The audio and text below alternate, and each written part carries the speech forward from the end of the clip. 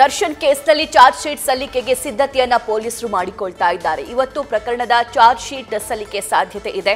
ಬರೋಬ್ಬರಿ 4500 ಪುಟಗಳಿಗೂ ಅಧಿಕ charge sheet ready ಆಗ್ತಾ ಇದೆಯಂತೆ. ಇದು ಚಾರ್ಜ್ ಶೀಟ್ನ ರಹಸ್ಯ. ಪೊಲೀಸರಿಂದ 3 ಆಯಾಮಗಳಲ್ಲಿ ಸಾಕ್ಷಿಗಳ ಡಿವೈಡ್ ಆಗಿದೆ. ಡಿ ಗ್ಯಾಂಗ್ ವಿರುದ್ಧ ಸಂಗ್ರಹಿಸಿರುವ ಸಾಕ್ಷಿಗಳ ಉಲ್ಲೇಖ ಹೇಗಿದೆ ಗೊತ್ತಾ? ಹಾಗಾದ್ರೆ ಪೊಲೀಸರ ಚಾರ್ಜ್ ಶೀಟ್ ಚಕ್ರ ವ್ಯೂಹ ಹೇಗಿದೆ ಅನ್ನುವಂತಹ ಇಂಟ್ರೆಸ್ಟಿಂಗ್ ಮಾಹಿತಿ ನ್ಯೂಸ್ ಫಸ್ಟ್ ನಲ್ಲಿ.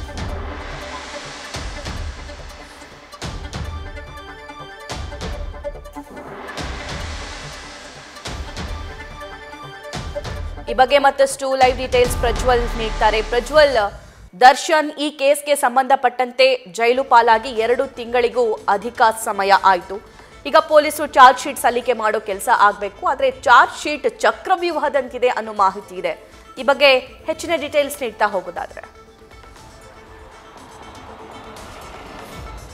ಸಭಾ ಈಗಾಗಲೇ ದರ್ಶನ್ ಅಂಡ್ ಗ್ಯಾಂಗ್ ವಿರುದ್ಧ ಚಾರ್ಜ್ ಶೀಟ್ ಸಲ್ಲಿಕೆಗೆ ಕೂಡ ಪೊಲೀಸರು ಸಿದ್ಧತೆಯನ್ನು ಮಾಡಿಕೊಂಡಿರುವಂಥದ್ದು. ಇಂದು ಅಥವಾ ನಾಳೆ ಚಾರ್ಜ್ ಶೀಟ್ ಸಲ್ಲಿಕೆಯಾಗುವಂಥ ಒಂದು ಸಾಧ್ಯತೆ ಇದೆ. ಈಗ ಸುಮಾರು 4500ಕ್ಕೂ ಹೆಚ್ಚು ಪುಟಗಳ ಚಾರ್ಜ್ ಶೀಟನ್ನು ಸಲ್ಲಿಕೆ ಮಾಡಲಿಕ್ಕೆ ಈಗಾಗಲೇ ಪೊಲೀಸರು ಕೂಡ ಸಿದ್ಧತೆಯನ್ನು ಮಾಡಿಕೊಂಡಿದ್ದಾರೆ. ಅದರಲ್ಲಿ ಪ್ರಮುಖವಾಗಿ ಸಾಕ್ಷಿಗಳನ್ನು ಕೂಡ 3 ರೀತಿ, ಅಂದರೆ ಪ್ರಕರಣದಲ್ಲಿ ಸಾಕ್ಷಿಗಳನ್ನು 3 ರೀತಿಯಲ್ಲಿ ವಿಂಗಡಣೆಯನ್ನು ಮಾಡುವಂಥ ಒಂದು ಕೆಲಸವನ್ನು ಮಾಡಿದ್ದಾರೆ. ಒಂದು ಕೊಲೆ ಪ್ರಕರಣದಲ್ಲಿ ಭಾಗಿಯಾಗಿರುವಂಥ ವಿಚಾರಕ್ಕೆ ಸಂಬಂಧಪಟ್ಟಂತೆ, ಎರಡನೇದಾಗಿ ಕಿಡ್ನ್ಯಾಪ್ ಆಗಿರ್ಬೋದು, ಮೂರನೇದಾಗಿ ಸಾಕ್ಷಿ ನಾಶ. ಅಂದರೆ ಈ 3 ರೀತಿಯಲ್ಲೂ ಕೂಡ ಈಗಾಗಲೇ ಸಾಕ್ಷಿಗಳನ್ನ ವಿಂಗಡಣೆ ಮಾಡುವಂಥ ಒಂದು ಕೆಲಸವನ್ನು ಕೂಡ ಪೊಲೀಸರು ಮಾಡಿದ್ದಾರೆ. ಅದರಲ್ಲಿ ಪ್ರಮುಖವಾಗಿ ಸುಮಾರು 40 ಜನರ 164 ಹೇಳಿಕೆ ಆಗಿರ್ಬೋದು, ಹಾಗೆ 200 ಜನರ ಸಾಕ್ಷಿಗಳಾಗಿರ್ಬೋದು, CDRನ ಒಂದು ಸಾಕ್ಷಿಗಳಾಗಿರ್ಬೋದು, ಇವೆಲ್ಲವನ್ನ ಕೂಡ ಈಗಾಗಲೇ ಉಲ್ಲೇಖ ಮಾಡುವಂಥ ಒಂದು ಕೆಲಸವನ್ನು ಮಾಡಿರುವಂಥದ್ದು. ಅಂದರೆ ಟೆಕ್ನಿಕಲ್ ಎವಿಡೆನ್ಸ್ ಮುಖಾಂತರವಾಗಿ ಯಾವ್ಯಾವ ಸಾಕ್ಷಿಗಳು ಲಭ್ಯವಾಗಿದೆಯಲ್ಲ ಅದೆಲ್ಲವನ್ನ ಕೂಡ ಚಾರ್ಜ್ ಶೀಟ್ನಲ್ಲಿ ಉಲ್ಲೇಖ ಮಾಡುವಂಥ ಒಂದು ಕೆಲಸವನ್ನು ಮಾಡಿದ್ದಾರೆ.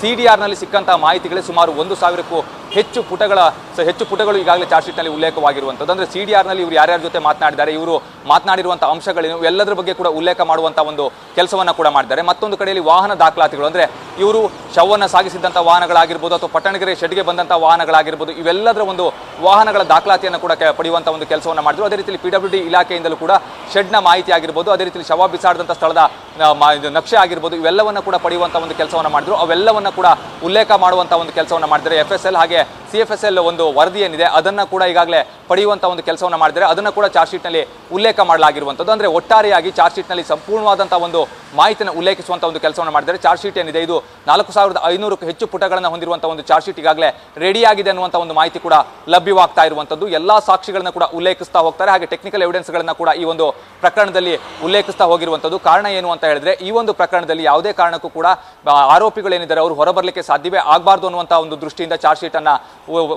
ಸಲ್ಲಿಸುವಂಥ ಒಂದು ಕೆಲಸವನ್ನು ಕೂಡ ಮಾಡ್ತಾ ಇದ್ದಾರೆ. ಪ್ರತಿಯೊಂದು ಸಾಕ್ಷಿಗಳನ್ನು ಕೂಡ ಉಲ್ಲೇಖವನ್ನು ಕೂಡ ಮಾಡಿರುವಂಥದ್ದು. ಸಭಾ, thank you Prajwal. News first ನಿರ್ಭೀತಿಯಿಂದ ನಿಮ್ಮ ಪರವಾಗಿ.